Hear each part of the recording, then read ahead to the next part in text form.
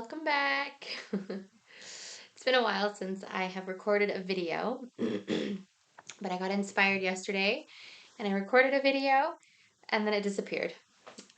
So I feel like everything happens for a reason. So I am going to try again now. So the video yesterday, or the video, the topic that I want to talk about is non-attachment. And yeah, so non-attachment as it relates to verbal communication. That might seem weird. Normally, we talk about being attached to things like objects, people, um, I guess maybe our identity, our job.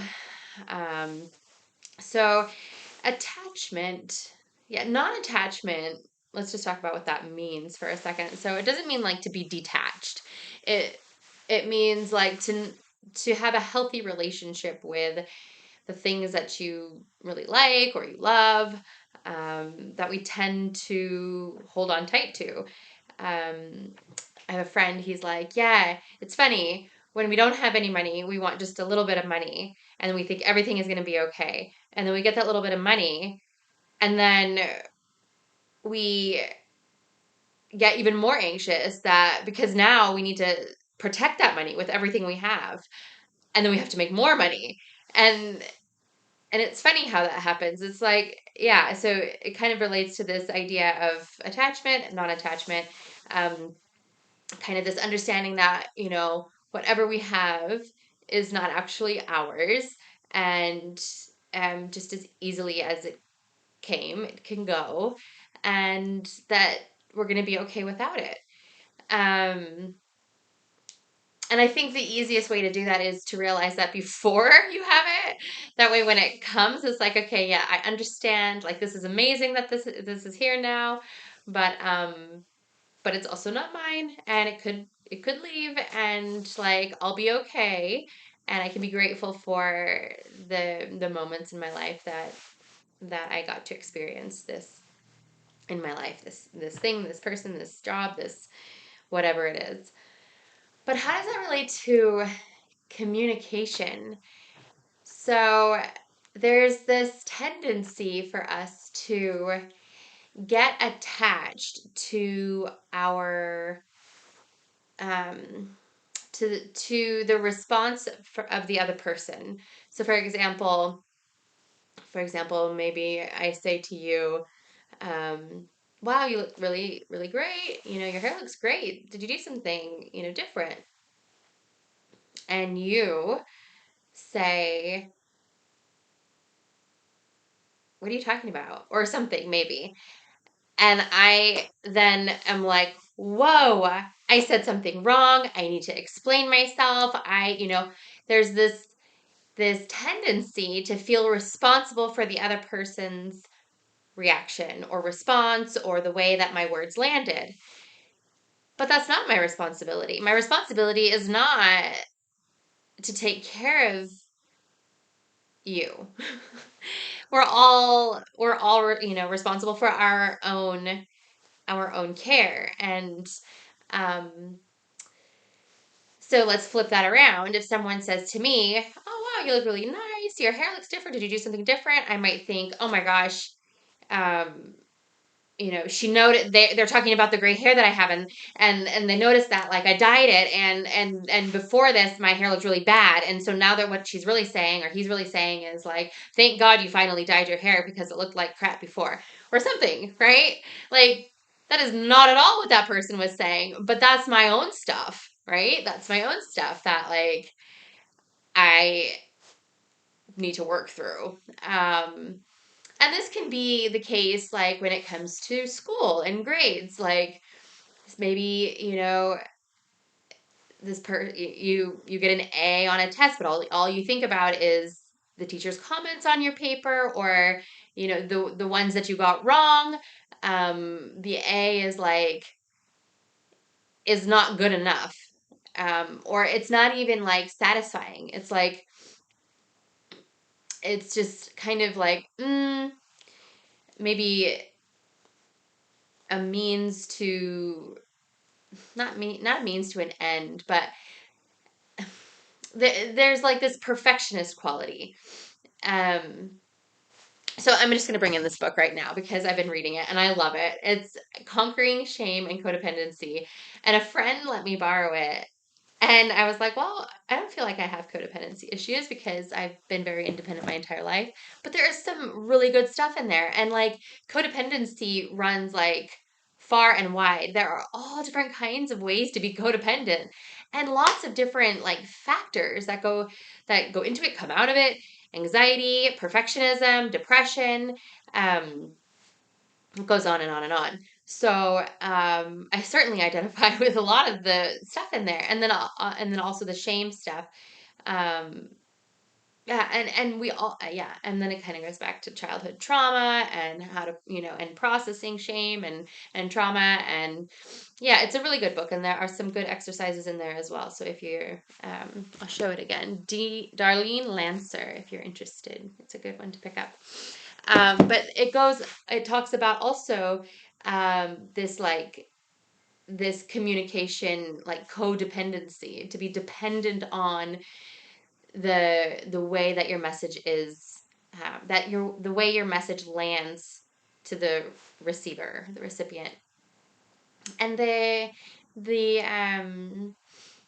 practice is to release that dependency, to kind of to stand in your own shoes and be confident with your ability to communicate and with yourself and know, okay, like I know I meant well. I had good intentions with the words that I said, and they just landed in a weird way, and I'm just gonna let that go. I'm gonna let it lie, and either this gets resolved or it doesn't. But I don't need to like backstep or overcompensate or explain myself. And what happens in that space when you do let it lie is this beautiful bubble to kind of let everything settle and then kind of like what matters pops up, and that might be for the person who you know kind of responded funny. They might think, oh, I need to I'm going to I'm going to go apologize, or I'm going to explain, or it's an opportunity to maybe get a bit vulnerable and say, hey, like I've been going through something, and I want to share that with you, or I don't. I just want to acknowledge that I snapped at you and I didn't, that was uncalled for, or not, and then maybe probably, possibly the relationship maybe kind of finds some distance. Um, so yeah, so I just want to acknowledge and voice this tendency, and I think it's quite common.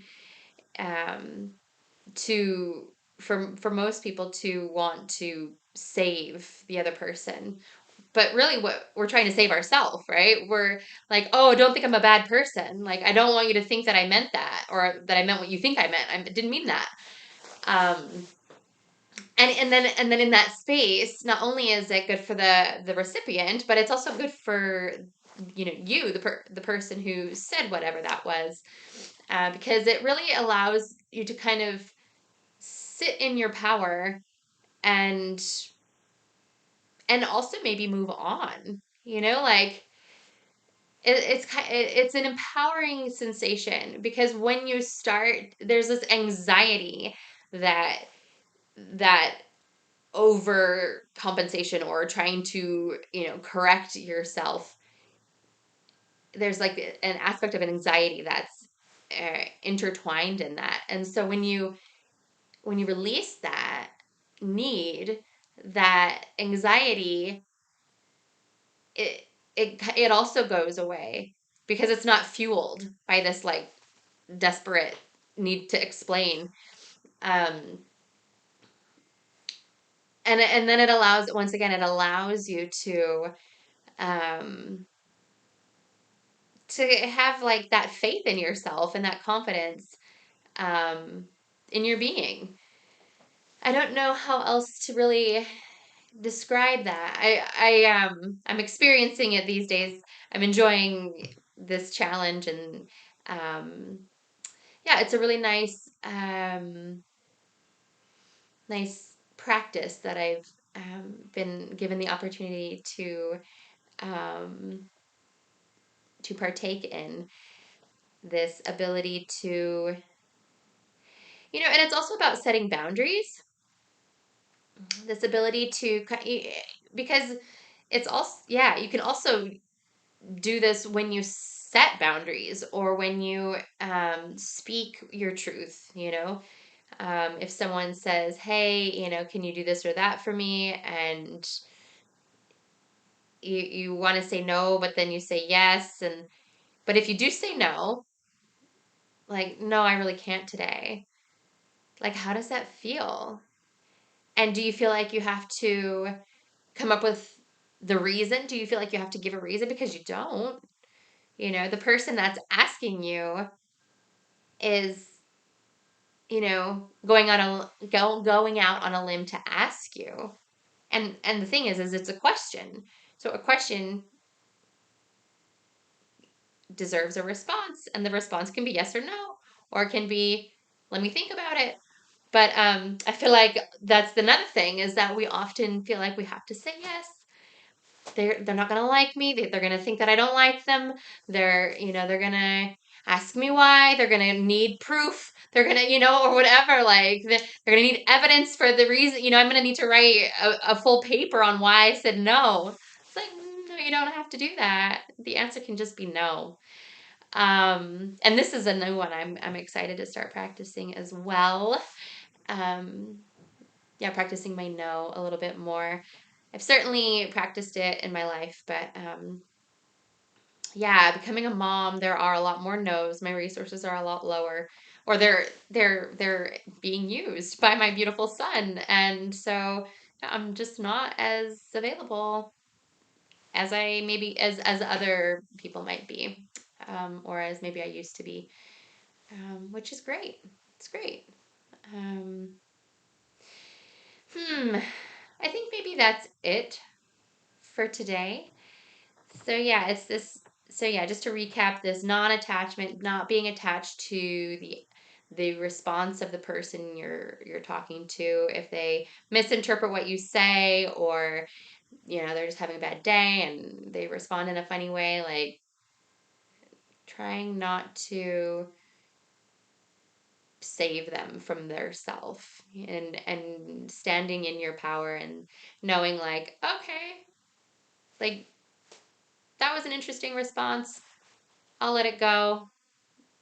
We'll, you know, work past that, and moving on. And the thing with time and space is that things usually kind of just fall away, or they come back in a healthier way. Um, Time heals. And it does. It does a lot of things, time does,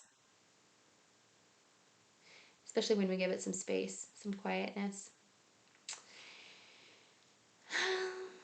Well, that's it for today. Thanks for watching.